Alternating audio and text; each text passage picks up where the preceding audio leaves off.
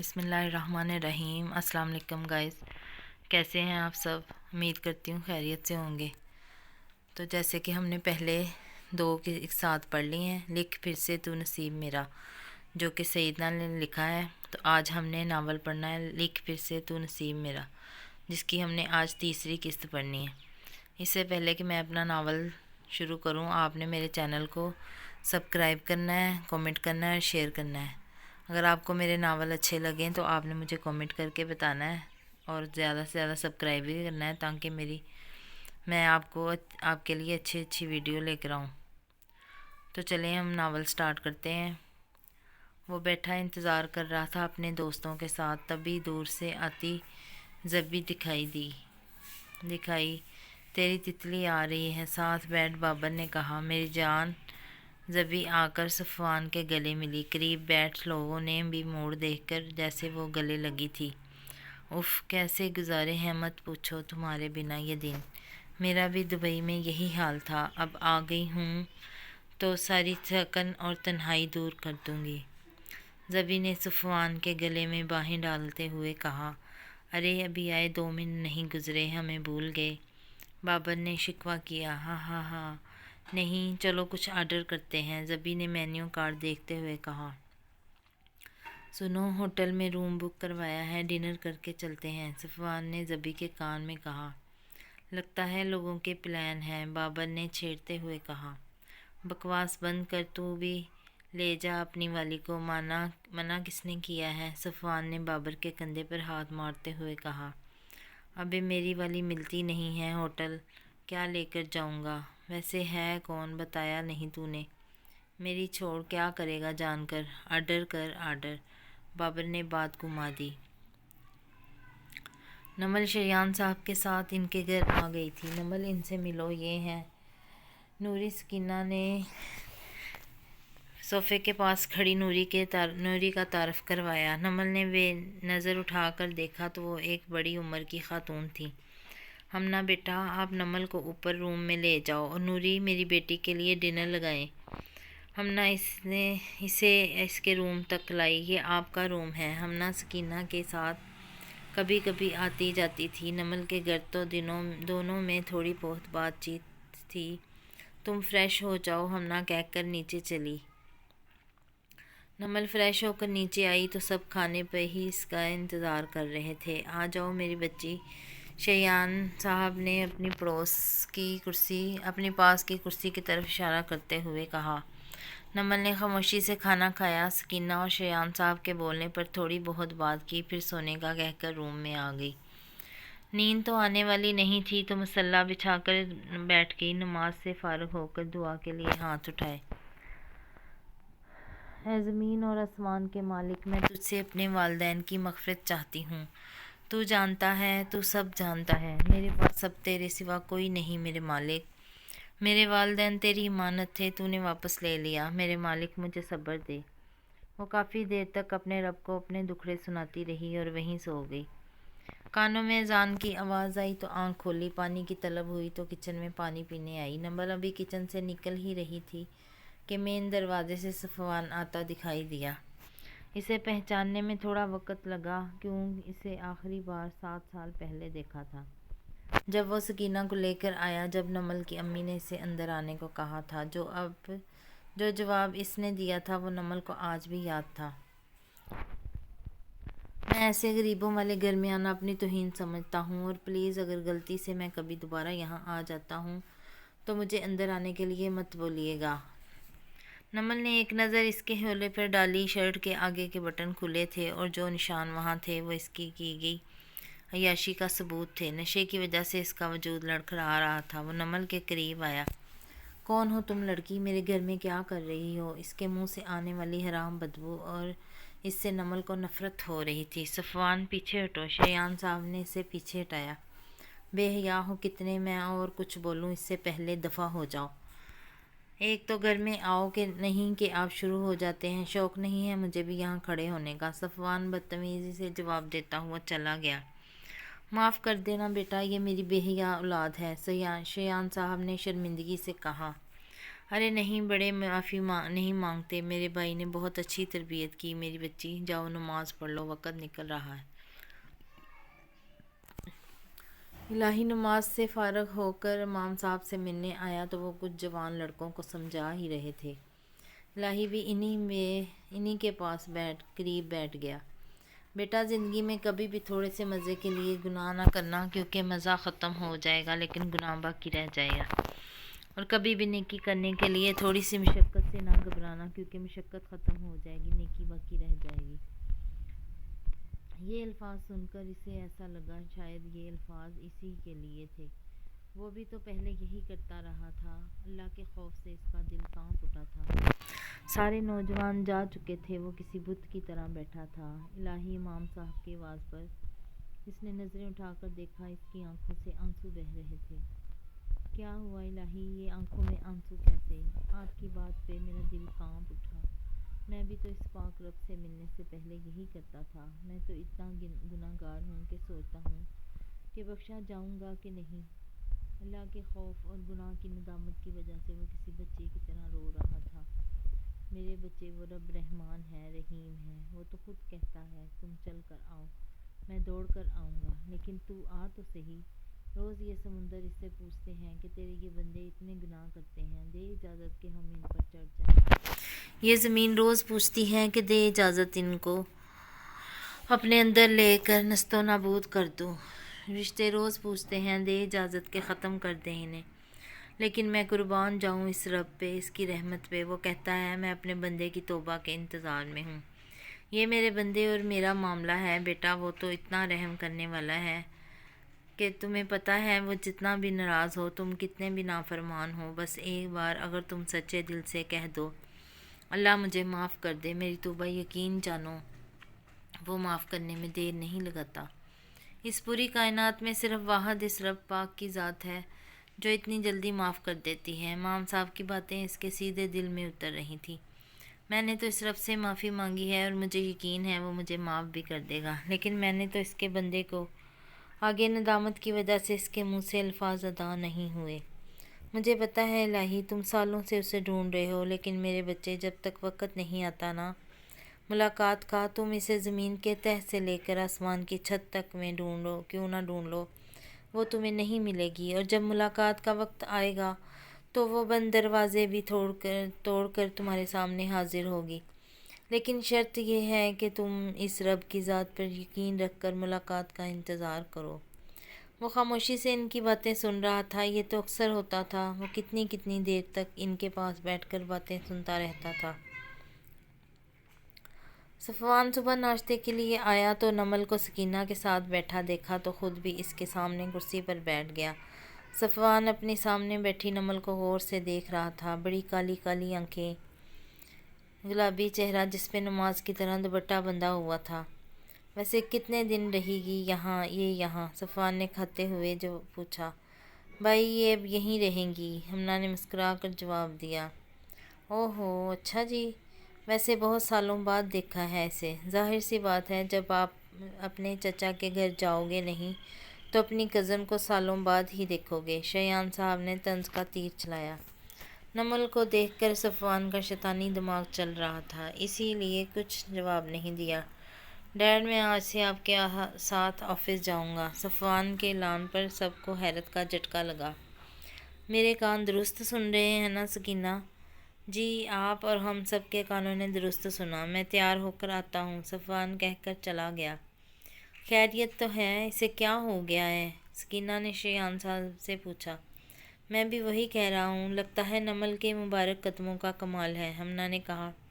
میرے؟ نمل کو سمجھ نہ آئی۔ مجھے بھی یہی لگ رہا ہے، شایان صاحب نے مسکرا کر کہا۔ وہ بستر پر لیٹی سونے کی کوشش کر رہی تھی، لیکن نیند آنکھوں سے کوسوں دور تھی۔ اٹھ کر کھڑکی کے پاس آئی، آسمان کی جانب دیکھا تو خود ہی آنکھوں سے آنسو نکل آئے۔ یہ درد کم ہونے کا نام ہی نہیں لیتا۔ جس انسان کو اپنا سب کچھ سمجھا، اس نے ایسا سمجھایا کہ کہیں کا نہیں چھوڑا، بنا کسی قصور کے ایسی سزا ملی، مجھے سمجھ نہیں آتا کیا کروں۔ اس انسان سے نفرت بھی نہیں کی جاتی اور وہ بلایا بھی نہیں جاتا۔ تو جانتا ہے میں تنہا ہوں، مجھے تیرا سہارا چاہیے، بس وہ آسمان، یہ دیکھے ایسی باتیں کر رہی تھی جیسے وہ سب سن رہا تھا، اور بے شک جب کوئی نہیں سنتا تو وہی سنتا ہے۔ صفوان کلب میں بیٹھا تھا۔ ہیرو خیر تو ہے، آج کل بہت مصروف رہتا ہے، ساتھ بیٹھے شافیہ نے کہا۔ میں بھی یہی پوچھنے والا تھا، بابر نے کہا۔ تیرا بھائی ایک بڑی ان ٹچ حسینہ کو پھنسانے میں لگا ہوا ہے، صفوان نے سگریٹ کا دھواں اڑاتے ہوئے کہا۔ کیا مطلب؟ بابر نے کہا۔ مطلب میری ایک کزن میرے ہی گھر میں رہے گی، اب بیچاری ہے، اماں ابا اوپر چل دیے ہیں، صفوان نمل کی یتیمی کا مذاق بناتے ہوئے کہا۔ بڑی ہی کوئی دیندار ہے تو اس کو اسی کی طرح ہی ہینڈل کروں گا، اور ویسے بھی یار یہ یوز کی ہوئی لڑکیاں اب اچھی نہیں لگتی، اب فریش کچھ چاہیے۔ ویسے ایسی لڑکیاں بنا شادی کے ہاتھ نہیں آتی۔ فکر نہیں بابر، شادی بھی کر لیں گے۔ اور زبی کا کیا؟ چپ بیٹھے شافیہ نے کہا۔ وہ تو تتلی ہے میری۔ ویسے یہ بات بہت غلط ہے، تو نے جن لڑکیوں کے ساتھ جو بھی کیا وہ آلریڈی ویسی ہی تھی، لیکن صفوان اس کا دامن پاک ہے، کیوں داغدار کر رہا ہے؟ تجھے کیا ہو گیا شافیہ؟ تو کیوں مولوی بن گیا؟ تم لوگ ٹھیک نہیں کر رہے ہو۔ شافیہ اٹھ کر باہر چلا گیا۔ لکھ پھر سے تو نصیب میرا، جو کہ سیدہ نے لکھا ہے، اور اب ہم نے پڑھنی ہے قسط نمبر 4۔ تو چلیں سٹارٹ کرتے ہیں۔ صفوان آفس سے جلدی آ گیا تھا، وہ فریش ہو کر نیچے آیا۔ صفوان ذرا تم نمل کو ایڈمیشن کے لیے لے جاؤ گے یونیورسٹی؟ سکینہ جو صفوان کے لیے چابی نکال رہی تھی کہا۔ نہیں تائی، میں خود چلی جاؤں گی یا ہمنا کو لے جاؤں گی۔ سکینہ کی بات پہ نمل نے کہا۔ میرے ساتھ کیا جاتے ہوئے ڈر لگے گا؟ نمل کے اچانک بولنے پر صفوان نے اس کی جانب دیکھتے ہوئے کہا۔ نہیں، آپ کو آف لینی پڑے گی آفس سے۔ تبھی کہا۔ تو میرا اور آفس کا مسئلہ ہے، میں دیکھ لوں گا، آپ فکر نہیں کریں، میں لے جاؤں گا، اور تم تیار رہنا صبح۔ صفوان کے ایسے کہنے پر نمل کو حیرت ہوئی۔ نمل صبح وقت پہ تیار تھی۔ صفوان اسے یونیورسٹی لے کر گیا، وہاں سارے کام خود ہی کیے۔ نمل کو بہت حیرت ہو رہی تھی۔ دونوں یونیورسٹی سے نکل رہے تھے، تبھی صفوان نے کہا، شاپنگ پہ چلیں؟ کیا شاپنگ پہ؟ اچانک کیوں؟ ارے تمہیں اتنا ٹائم ہو گیا گھر آئے، کہیں باہر نہیں گئی؟ تبھی کہا۔ آپ یہ اتنا اچھا اس لیے تو پیش نہیں آ رہے کہ بیچاری یتیم؟ حد ہے یار، کہاں کی بات کہاں لے گئی؟ کیوں، کیا کزن نہیں ہو میری تم؟ صفوان نمل کے جواب پہ تب گیا۔ نہیں وہ میں، چھوڑو چلو چلتے ہیں۔ صفوان کے دماغ میں کیا چل رہا تھا؟ بیچاری نمل بے خبر تھی، وہ ماں باپ کے آنچل میں بڑی ہوئی تھی، اسے ظالم دنیا کا کچھ پتہ نہیں تھا۔ صفوان نے نمل کو اچھی خاصی شاپنگ کروائی، پھر آئس کریم دلائی۔ صفوان کا اتنا اچھا روپ دیکھ کر نمل کو کافی اچھا لگا، وہ اب ایزی فیل کر رہی تھی۔ ارے واہ، شاپنگ ہو رہی تھی؟ اندر آتی نمل کے ہاتھ میں شاپنگ بیگ دیکھ کر ہمنا نے کہا۔ وہ جی ہو رہی تھی، اپنے لیے تھوڑا سامان لینا تھا تو سوچا ان کو بھی کروا دوں شاپنگ۔ نمل جواب دیتی اس سے پہلے صفوان نے جواب دیا۔ ارے واہ، بہت اچھی بات ہے، خیریت؟ کیسے اتنے اچھے ہو گئے تم؟ سکینہ نے صفوان کے کان پکڑ کر کہا۔ ہائے ماما، درد ہو رہا ہے، آپ خود ہی اندازہ لگا لیں کیسے ہو گیا اتنا اچھا۔ صفوان نے آنکھ مارتے ہوئے کہا۔ چلے میں آفس جا رہا ہوں۔ صفوان کا اشارہ سکینہ سمجھ چکی تھی۔ ابے بہت ہی بولی ہے یار، بہت آسانی سے میرا شکار ہو جائے گی، صفوان نے نمل کی معصومیت کا مذاق بناتے ہوئے کہا۔ لیکن بیٹا بنا نکاح کے قریب بھی نہیں آنے دے گی، بابر نے سگریٹ کو لبوں سے لگاتے ہوئے۔ میری جان، وہ تو گھر والے خود کروا دیں گے، صفوان نے شیطانی مسکراہٹ کے ساتھ کہا۔ کیا کیا؟ جیسے تیرے ابا ہیں نا، اور تیری جو حرکتیں ہیں بھول جا۔ میں نے صرف ابھی ڈونگ کیا ہے سدھرنے کا، تو میری ماما مجھ پر قربان ہو رہی ہیں، تو ابا کیا چیز ہیں؟ اور وہ نمل بھی بڑا کمینہ ہے تو سالے۔ ویسے تیری تتلی پوچھ رہی تھی۔ ہاں جانی، بڑے دن ہو گئے پیاس نہیں بجھائی، صفوان نے سینے پر ہاتھ مارتے ہوئے کہا۔ چل چلتا ہوں، بابر کو کہہ کر صفوان ایک اور گناہ کو گلے لگانے چل دیا۔ الہی باہر کچھ سامان لینے آیا تھا، وہ دکان پہ کھڑا سلمان کا انتظار کر رہا تھا، تبھی کسی نے پیچھے سے کہا، اللہ کے نام پہ دے دو۔ الہی نے مڑ کر دیکھا تو ایک ہٹا کٹا مرد تھا۔ صاحب نہیں دینا؟ بالکل ٹھیک ہے، پھر بھی بھیک مانگتا ہے، دکاندار نے کہا۔ ایک بات کہوں، جس اللہ کے نام سے مانگ رہے ہو نا، اگر اس اللہ سے مانگو گے تو بھیک مانگنے کی ضرورت ہی نہیں پڑے گی۔ الہی نے سامان لیا اور گھر کی طرف چل دیا۔ گھر تک کا راستہ وہ پیدل ہی طے کر رہا تھا، تبھی اس کی نظر پاس سے گزرتے رکشے پہ پڑی۔ اندر بیٹھے انسان کو دیکھ کر الہی نے آس پاس دیکھے بنا دوڑ لگا دی۔ وہ پاگلوں کی طرح روڈ پر دوڑ رہا تھا۔ وہ کتنا بھاگتا، وہ رکشہ اس سے بہت دور چلا گیا۔ نہیں، وہ نہیں ہو سکتا۔ وہ کیوں دکھایا مجھے اسے؟ میں نہیں دیکھنا چاہتی تھی اسے۔ وہ مسلح پر بیٹھی پچھلے آدھے گھنٹے سے روئی جا رہی تھی۔ بس کر دو، اور کتنا رو گی؟ اس کی روم میٹ نے کہا۔ وشما، میں نہیں دیکھنا چاہتی تھی اسے۔ پھر میں نے مڑ کے دیکھا، وہ روڈ پہ پاگلوں کی طرح دوڑ رہا تھا۔ وہ وشما کے گلے لگی اسے سارا حال بیان کر رہی تھی۔ لیکن اگر دیکھ بھی لیا تو کیا ہوا؟ وہ نہیں جانتا کہ تم کہاں ہو۔ وشما، تم نہیں جانتی اس کی ضد۔ وہ مجھے ڈھونڈ لے گا۔ وہ بھی رو رہی تھی۔ میری بات سنو، جو تمہیں پچھلے 4 سالوں میں ڈھونڈ نہ سکا، اب کیسے ڈھونڈے گا؟ وشما نے کہا۔ پکا نا؟ اسے یقین بھری نظروں سے کہا۔ ہاں پکا۔ کون جانتا تھا دن بھر مضبوط دیکھنے والا مرد رات کو کیسے اللہ کے آگے روتا تھا؟ میں نے اسے ہی دیکھا تھا۔ میری آنکھیں دھوکہ نہیں کھا سکتی۔ وہی تھی میرے مالک۔ مجھے تجھ تک آنے کا راستہ اسی نے دکھایا تھا۔ میرے اللہ، میرے پیارے اللہ، میں روز مر رہا ہوں، تڑپ رہا ہوں۔ واسطہ ہے تجھے تیرے محبوب کا، تو نے جیسے اس کی جھلک دکھا کر مجھے امید دی، مجھے اس سے ملا بھی دے۔ میرے مرنے سے پہلے بس ایک بار مجھے اس سے ملا دے۔ وہ گڑ گڑا رہا تھا، رو رہا تھا، تڑپ رہا تھا۔ صبح اس کی آنکھ دروازے پر ہونے والی دستک کی وجہ سے کھلی تھی۔ رات بھر رونے کی وجہ سے اس سے اٹھا نہیں جا رہا تھا۔ وہ مشکل سے اٹھا، دروازہ کھلا تو سامنے اس کی بہن کھڑی تھی۔ بھائی، آپ کی آنکھیں؟ نہیں، کچھ نہیں ہوا، الہی کہہ کر پلٹا تھا، لیکن اس کی بہن نے اس کا ہاتھ پکڑ لیا۔ بھائی پلیز، مجھ سے تو نہ چھپائیں، میں سب جانتی ہوں۔ ان 4 سالوں میں کوئی رات ایسی نہیں گزری جب میں نے رات کو آپ کے کمرے سے رونے کی آواز نہ سنی ہو۔ بھائی کی سوجی آنکھیں اور تڑپ دیکھ کر اس سے برداشت نہیں ہوا۔ تو کیا کروں میں؟ بتاؤ کیا کروں؟ بتاؤ، میرے پاس رونے کے علاوہ اور کوئی چارہ نہیں ہے۔ میں نے یہ سزا اپنے لیے خود چنی ہے۔ میں اپنے کیا ہوا بھگت رہا ہوں۔ میرے پاس کچھ نہیں ہے۔ میری بیوی چلی گئی۔ میری اولاد کو میرے رب نے مجھ سے لے لیا، اور جس سے محبت ہوئی، اس کے جانے کے بعد احساس ہوا اپنے گھر میں رہتا ہوں لیکن غیروں کی طرح۔ میرا باپ مجھ سے روٹھا ہے، میری ماں مجھ سے 4 سالوں سے بات نہیں کرتی۔ الہی چہرے کو ہاتھوں میں چھپا کر رو رہا تھا۔ بھائی پلیز نہیں روئیں۔ بھائی کا غم برداشت نہیں ہوا، بھائی کے گلے لگ گئی۔ دروازے کے پیچھے کھڑے اس کے والد سب سن رہے تھے۔ میرے بیٹے، اللہ تمہیں صبر دے۔ یہ آگ اپنے لیے تم نے خود پسند کی۔ کتنا کہا تھا سنبھل جاؤ۔ بیٹے کو روتا بلکتا دیکھ کر ان کا دل بھی رو اٹھا تھا۔ شیان، آپ کا بیٹا ٹھیک ہو گیا ہے، سکینہ ساتھ بیٹھے میاں کو بتا رہی تھی۔ وہ تو میں بھی دیکھ رہا ہوں، دل کو سکون ہو گیا ہے تمہیں ایسے دیکھ کر۔ تبھی نمل سب کے لیے چائے لے آئی۔ سب چائے پی رہے تھے، تبھی ہمنا نے کہا، بھائی سنڈے ہے، چلیں مجھے اور نمل کو لے کر کہیں۔